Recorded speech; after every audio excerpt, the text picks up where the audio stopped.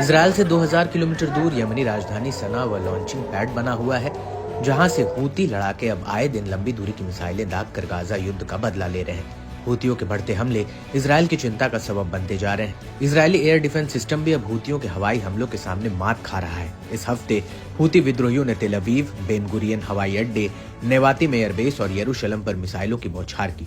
मिसाइलों की इजरायली आसमान पर सिर्फ गर्जना ही नहीं सुनी जा रही है, बल्कि इससे इजरायली शहरों में हो रहे नुकसान और तबाही भी बड़े पैमाने पर देखने को मिल रहे हैं। इस बीच यमनी नेता अब्दुल मलिक अल हूती ने कहा कि इस हफ्ते हमने एक महत्वपूर्ण और शक्तिशाली अभियान चलाया। इसमें 11 क्रूज मिसाइलों और एक ड्रोन के साथ दूसरी बार अमेरिकी विमानवाहक पोत ट्रू मैन को निशाना बनाया। यह अभियान यमन के खिलाफ बड़े पैमाने पर आक्रामक अभियान शुरू करने की तैयारी के साथ हुई। इसमें कई शहरों को निशाना बनाया गया। इससे यमन पर हमला करने का अमेरिकी प्लान भी विफल हुआ।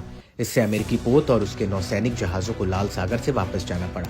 इसके अलावा हूती लड़ाकों ने अल बायदा और मरीब में 2 अमेरिकी MQ-9 ड्रोन को मार गिराया। ये महंगे ड्रोन अमेरिका की ओर से जासूसी मिशनों में तैनात थे, जिन्हें हूती लड़ाकों ने पल भर में ही निशाना बनाकर हवा में ही आग का गोला बनाकर तबाह किया।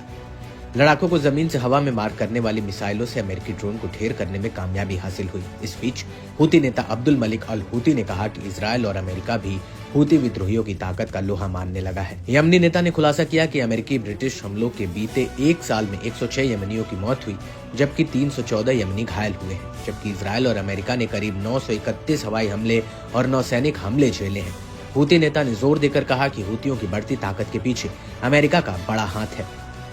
दरअसल अमेरिका के हमलों ने हूती विद्रोहियों की सैन्य ताकत को बढ़ाने का काम किया है। हूती विद्रोही भी एडवांस हथियारों और गोला बारूद का इस्तेमाल कर इजरायल और अमेरिका को झटके दे रहे हैं। हूती इजरायली हमलों के खिलाफ अपने रुख में डगमगाएंगे नहीं। यहाँ तक कि बीच बीच में होने वाले इजरायल और अमेरिकी हमलों से हमारी ताकत कम नहीं होगी। हम अपने रुख को लगातार कई गुना रफ्तार से आगे बढ़ा रहे हैं। बता दें कि नवंबर 2023 के बाद अब तक हूती लड़ाकों ने अमेरिका के 14वां MQ-9 ड्रोन मार गिराया है। खास बात है कि MQ-9 ड्रोन सबसे एडवांस ड्रोनों में से एक है।